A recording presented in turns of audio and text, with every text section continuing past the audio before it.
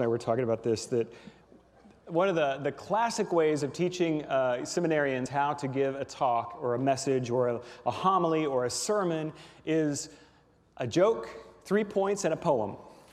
So I'm not going to subject you to a poem today, okay? But I do have a joke. I was sharing these with Cindy. These are one of my favorites. You know, you may have heard some of these before, but such good material. These are actual announcements from church bulletins. Coming up, theological open house. We discuss thought-provoking topics. Your opinions are hardly welcome. All singles are invited to join us at Friday at 7 p.m. for the annual Christmas sing-alone. Please remember in prayer the many who are sick of our church and the community. For those of you who have children and don't know it, we have a nursery downstairs. This being Easter Sunday, we will ask Mrs. Lewis to come forward and lay an egg on the altar. 8 new choir robes are currently needed due to the addition of several new members and to the deterioration of some older ones. Speaking of, please place your donation in the envelope along with the deceased person you want remembered. The Outreach Committee has enlisted 25 visitors to make calls on people who are not afflicted with a church of any kind. And lastly, Bertha Belch, a missionary from Africa, will be speaking tonight at Calvary Methodist. Come hear Bertha Belch all the way from Africa. So I say all that this morning just to get us poking fun at ourselves a little bit. Sometimes we take religion so seriously. We get all defensive. I mean, it's one of the topics that I really can't talk much about in my family of origin because I come from a Pentecostal fundamentalist background, and so we have really different ways of seeing things, so we don't really talk about it. And I do it too. I get really defended around my beliefs, and I can become, well, I've got the right way. And so it's good just to remember we can laugh about it somewhat. Nobody has a corner on the truth. Nobody has a corner on the truth. Think about it. If God is infinite, which is one of the most agreed upon teachings of all faith traditions, is that God is infinite. Now, we can't hold that because we have a finite mind. But if you think about God is everything that can be known and then things that can't be known, no religion has all of the answers of who and what God is. None. Because they're all describing part of it. The Hindus have a great understanding of this, and there's a teaching found in Jainism and in Hinduism, and sometimes in Buddhism too, called the 5 blind men and the elephant. Have you heard it? 5 blind men were invited to examine an elephant and then report what they discover. Well, one touched the trunk and said, the elephant is like... like a snake. It's strong, but it's got like that property. Another one touched the ear and said, no, the elephant is like a great palm leaf. Another touched the side and said, you're both wrong. The elephant is like a boulder. And one touched the tail and said, I don't know what you guys are talking about, but the elephant is like a vine or a rope. Can you see? They're all right, but they're all partial. And so this morning I chose for the title, Embracing the Mystery, and it came about by reading this beautiful quote in Brené Brown's new book, in the introduction to her book, and I just loved it. She said this: I don't trust a theologian who dismisses the beauty of science, or a scientist who doesn't believe in the power of mystery. When I got to Unity, I was so relieved that I wasn't asked to check my brain at the door. That we are not a faith tradition that is threatened by the discoveries of the scientific tradition. And in fact, in the way I've come to understand it, science and theology are not opposed. They're just describing different parts of the elephant. And so what I hope that I can move us to today is a greater opening to, as Brené says it, to open to the beauty of science and the power of mystery. Each of these traditions, the scientific tradition and the theological tradition, seek to shine a light upon reality. Michael Dowd, who's a wonderful author and a friend of us here at Unity, he says it this way: We use day language and night language. It's a beautiful way of understanding it. So here's an example of day language. And these are ways of thinking about creation.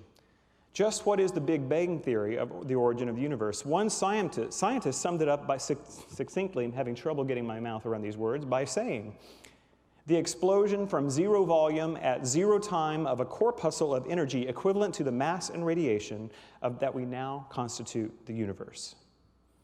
Yeah. I'm going to say that again. The explosion from zero volume at zero time of a corpuscle of energy equivalent to the mass and radiation that now constitute the universe. What does this mean? It means that everything we now see or know was once compacted into an unimaginably small blip that suddenly expanded in a huge explosion that created the very space and time it was expanding into, or as Calvin and Hobbes put it, the horrendous space kablooey.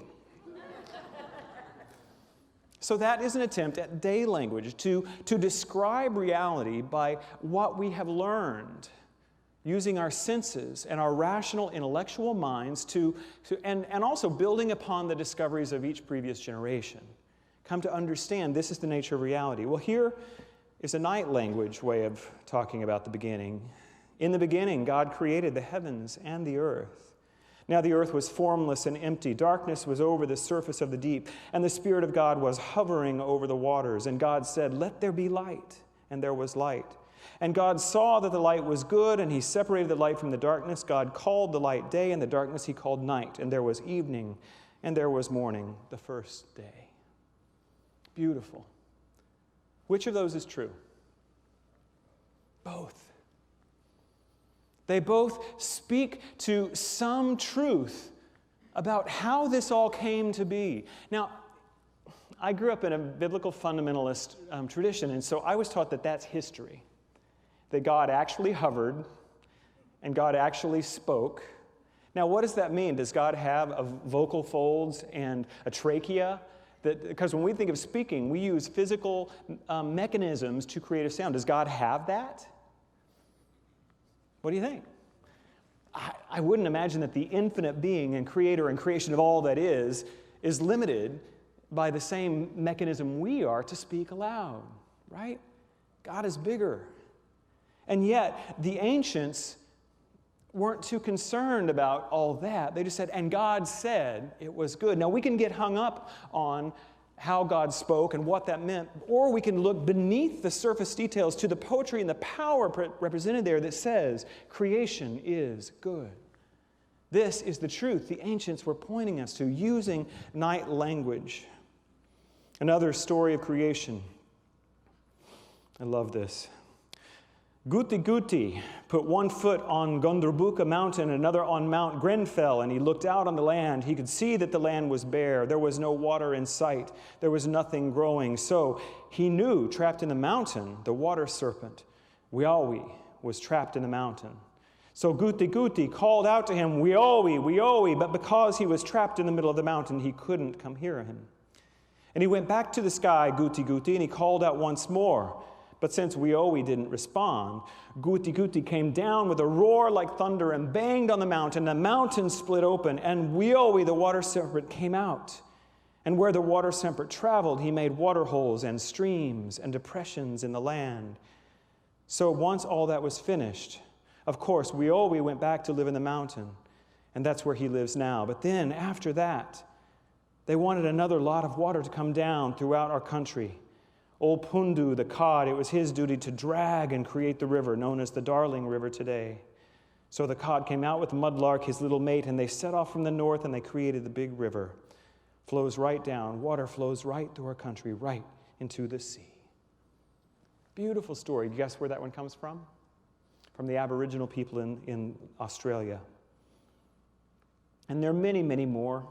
There's a beautiful story from the Mayan people about how God first created people of mud, but they didn't hold up too well in the rain. And so next he created people out of wood, but they were too rigid, and they beat their dogs. And so eventually God created us. There's great truth and beauty in these legends.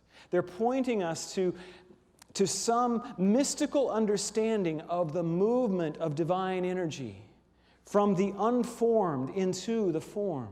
And yet the form contains some quality of the formless, that God's presence, God's wholeness and power emanate in us, through us. And when we begin to, as I said in the little joke I mentioned at the beginning of the service, to cross the road and begin to see both sides, holding multiple perspectives, we can begin to find truth in many ways. There is a bias in our culture towards scientific materialism, would be the worldview. That if I can't see it, touch it, taste it, write it down, weigh it, then it doesn't exist. And so our culture has a tendency to dismiss other ways of knowing. Christian De Quincey is a wonderful professor I had, an author. He taught me in seminary, and he talks about there are 4 ways of knowing. And he calls them the 4 gifts of knowing. The scientist's gift of the senses, the philosopher's gift of reason, the shaman's gift of feeling, and the mystic's gift of sacred silence. What I'm hoping to point us to today is an understanding that as we come into a greater relationship with the infinite, that we're going to need more than just our mind. We're going to need more than just our senses. We're going to need more than just our heart. We're going to need more than just our soul. We're going to need all of our being and our ways of knowing to come into an expanded evolutionary understanding of who we are. But because our culture tends to favor the intellect, I've decided to kind of focus here for a moment. When I got to Unity, I was sort of surprised that I'm going to figure this thing out is not a Unity principle. Did you know that? Because that was what I was taught. Well, you figure it out. You look at the problem, you study on it, you work on it, you figure it out with my human senses and understanding. That's how I solve my problems, right? Until I came up against problems in my life that were unfigure-outable. Am I the only one? I got to places in my life that my intellect and my senses could not find a way out. And for me, as I've shared many times, it had to do with addiction and recovery, and I got to a place where my figuring outness just created a whole lot of mess. And so I had to find a spiritual solution. And luckily and gratefully and just beautifully, I was guided to the right people with the right experience, strength, and hope to lift me up and to offer what they had learned spiritually. And I had a spiritual experience that changed it. I think I too, sort of like Dr. Christian De Quincey, I've been thinking about this too, and thinking about the different aspects of ourselves and what it is that we're seeking. Our ego, I believe our ego is seeking differentiation. That I'm me and you're you. That's what the ego, a friend of Cindy's and a great teacher, Beena Sharma, is that her last name? She says it this way: the ego is the metabolizer of experience. Brene Brown has a definition of narcissism in her new book, which I think is beautiful. She says, narcissism is an unhealthy need to not be normal or ordinary. An unhealthy need to not be ordinary. That is the ego run riot. That is when the ego becomes the chief way in which we navigate the world. I have to be special and unique. I can't just be an ordinary person. And those in the 12-step tradition who have worked with addiction know that this is, there's one of the ways of calling it, I am an egomaniac with an inferiority complex. We need an ego, but it's not going to be enough. What does our intellect seek? Our intellect seeks information and understanding. Seeks to take in the information from the senses, what we can see, touch, taste, feel. I think I left one out. That's okay. Smell. I knew there was a fifth one in there. And then figure it out. Come to some way of rationally explaining it and then getting movement forward. And it's important. What does the heart seek? The heart seeks to express and experience through feeling. This afternoon, I think I forgot to announce it, we're having a workshop. Or did you announce it, Cindy? I can't remember. There's a workshop at 1:30 this afternoon called The Language of Emotions, based upon the work of Carla McLaren.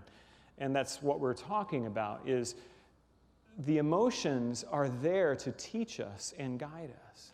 These feelings that we have are amazing tools, but we can't always believe what it is they're telling us. So I was told that feelings will lie, but what I've learned is that feelings will point us to the truth. Feelings are powerful. The heart needs to be able to feel and express and experience. So I invite you to come to that workshop this afternoon at 1:30 in the Pyramid. It's going to be fabulous. The book is in the bookstore. The soul. The soul is such a funny word, and every theologian kind of uses it differently, and I don't know exactly what it is. The way, I love Thomas More's work on the care of the soul, and it's sort of a Jungian perspective, that it is that deep place of resonance and meaning and purpose within us. So I believe the soul seeks truth and purpose. And we know that we're getting close to truth and purpose when, for me, I describe it like my soul rings like a bell in resonance. That I know that these are my people. This is my path. This is my gift. Deep, deep, meaningful experiences of truth and purpose. And lastly, what does the Spirit seek? Nothing. The Spirit seeks nothing because the Spirit only knows wholeness and perfection and completeness. And this is who we truly are. That there is no seeking, there is only experiencing the truth of who we are. So, wherever you are on your spiritual path, whatever thing you're kind of working on right now, it might be helpful to think about, what am I using to try and get through this? Am I trying to get my figure-outer working too hard here? Is it time to engage some other ways of knowing and understanding? The Zen Buddhists have a beautiful method of tricking the intellect, of getting on the other side of the intellect. They're called koans. They're these unfigure-outable riddles or teaching stories that help us move out of the intellect into a way of satori, of enlightened understanding that doesn't come through the mind. And this is by a Zen master, Dogen. He writes this: cease practice based on intellectual understanding, pursuing words and following after speech. Learn the backward step that turns your light inward to illuminate within. Body and mind of themselves will drop away, and your original face will be manifest. There is a way of moving into truth that the heart and the mind and the ego cannot get us to. So I know that's a lot. My 3 points that I have today, they could all be 3 sermons. So the first thing I wanted to talk about was the fact that science and theology do not have to be in opposition. The second point, which I hopefully just made, was that the intellect alone cannot get us to where we need to be in spiritual evolution. And then the last point, I actually want to talk about some understanding that has come from science that can be useful to our spiritual truth, our spiritual journey. And I'm not alone in this. Proverbs 6:8 says this: go to the ant, you sluggard, consider its ways and be wise. It has no commander, no overseer or ruler, and yet it stores its provision in the summer and gathers its food at harvest. And then the great master teacher Jesus said in Matthew 6:26, look at the birds of the air. They do not sow or reap or store away in barns, yet your heavenly Father feeds them. Are you not much more valuable than they? And why do you worry about what you wear? See how the lilies of the field grow. They do not labor or spin. Yet I tell you that Solomon in all his splendor was dressed like one of those. And Jesus goes on to talk about, that's where the verse, Matthew, I'm not going to misquote it, 6:33. Seek ye first my righteousness. First his kingdom and righteousness, and all these things will be given to you as well. Jesus was using this example of seeing the way nature works, and it points us to an understanding that we're a part of a holistic universe. And when we seek spiritual alignment and truth, our needs are met. He was saying, do you see the way it's done with the flowers and the birds? That's the way it's designed everywhere. And so I, today, wanted to talk about one of my favorite examples from the natural world, from science, that I hope that we can draw some spiritual nourishment from today. And I'm going to be speaking, of course, about the genus Lepidoptera. Lepidoptera it's an order, not a genus, I apologize. It's an order of insects that includes moths and butterflies. They're both called lepidopterans. There are 180,000 species of Lepidoptera in 126 families and 46 superfamilies. 10% of the total described species of living organisms are moths or butterflies. Moths and butterflies are called holometabolic insects. And what that means is they have the complete metamorphism of the insect's life cycle. And those include 4 stages: egg, larva, pupa, and adult. I don't know if I mentioned this, but I loved science as a kid. I was a total science geek, and if I hadn't become a musician, I was going to become a scientist. Particularly the biological sciences, life sciences have always been really thrilling to me. I hope I don't bore you here in this next part of the lesson. I want to focus on the Lepidoptera. Let's call it un papillon, a butterfly. I don't know why they're the only insect. They look like flowers, and so they don't give us the heebie-jeebies like so many other insect species do. They're these beautiful things. So I want to talk about really just 3 parts. Let's talk about the caterpillar. Caterpillars do give me the heebie-jeebies. I don't know why. They don't have that same beautiful flower-like sense. They're kind of squishy, kind of worm-like, and kind of gross. I don't know. And here's the thing I know about caterpillars. They are eating machines. How many of you have grown tomatoes? Anybody? You know about those big green tomato worms? Those are actually caterpillars that turn into hawk moths. Did you know that? Beautiful moths, but the worms, they're gross and they eat your tomatoes. They're no good, right? They can destroy a tomato vine in a day, and then they hide by pretending to be a leaf of the tomato. They are insidious. Ick, ick, ick. You know, most larvae of, some of the other insects are really, some of the beetles are quite beautiful and lovely, but the larvae are grubs. They're disgusting. And so most of us, as human beings, do not consider insect larvae to be fun or pleasant or spiritual in any way, right? And here's the thing. If you look at a larvae, let's take one of those tomato worms, for example, a big, green, squishy, gross caterpillar. There is no indication whatsoever that this is going to turn into a beautiful winged creature. It is icky and squishy and gross. And because when I do garden, I try and do it organically, I need a chicken to feed the tomato worms to, and I'm not going to have chickens in Houston, so right now I'm not growing any tomatoes. Okay, next thing that happens. Next thing that happens is the pupa stage. And in butterflies, this is called the chrysalis. And in moths, it's often called the cocoon. Not all butterflies and moths spin cocoons, but some do, more moths than butterflies. All of a sudden, all that eating of the tomatoes or whatever the plant, and they're usually specifically genetically designed to eat one plant. When they're done eating, and I guess they're full, finally, after all these weeks and months of just gorging themselves and becoming 25, 30 times their beginning size, they will stop eating, I'm done now, and they will attach to something. I was in France this week. I had that feeling a couple of times. Oh my Lord, the bread. And then the cheese. Okay, all that eating goes to work. And the caterpillar body will create around itself a pupa, a hard chrysalis, something to encase itself. And do you know what happens inside that thing? Some of you have heard this teaching before. The caterpillar body disintegrates. And if you were to slice one open at the right stage, you would have a goo. Talk about ick. There's no butterfly in there in the beginning. There's just caterpillar goo. This organic, biological, still living soup.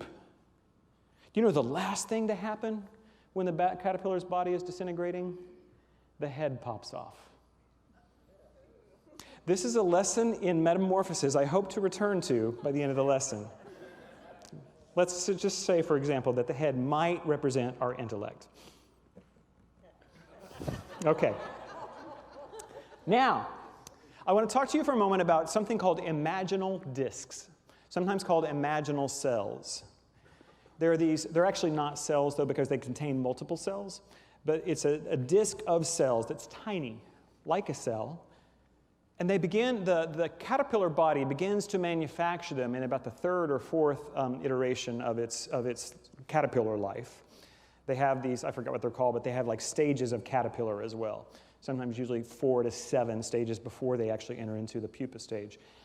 And in those last 2 or 3 stages, the body will begin to produce these imaginal cells. The imaginal cells contain the information, the blueprint, the technology to build the butterfly body. But they're just little tiny flat cells inside. And so the first couple times they appear, the caterpillar's immune system does not recognize them, thinks they're in a foreign invading body, and they kill them. They destroy the imaginal cells. But then, finally, as the caterpillar in the late stages of that last caterpillar where I just can't eat another bite, begins, then it's, I guess, just too tired of fighting off the imaginal cells, and the imaginal cells begin to find their way into the caterpillar body. And then when they go into the chrysalis and the body of the caterpillar disintegrates, the imaginal cells align themselves where they need to be inside the chrysalis and begin to expand, drawing the nutrients they need from that organic caterpillar soup to create legs and antenna and new mouth parts that, rather than chewing everything to smithereens, actually sip nectar. And wings. Only then do the wings begin to appear. And reproductive systems. So, with enough time in the pupa, I think you know what happens.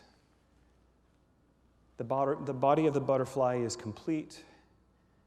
It emerges from the cocoon, and this beautiful teacher, actually, I was going to say creature, but it is a teacher of this idea of metamorphosis appears. I want to show 3 things about this that might apply to your life, just might.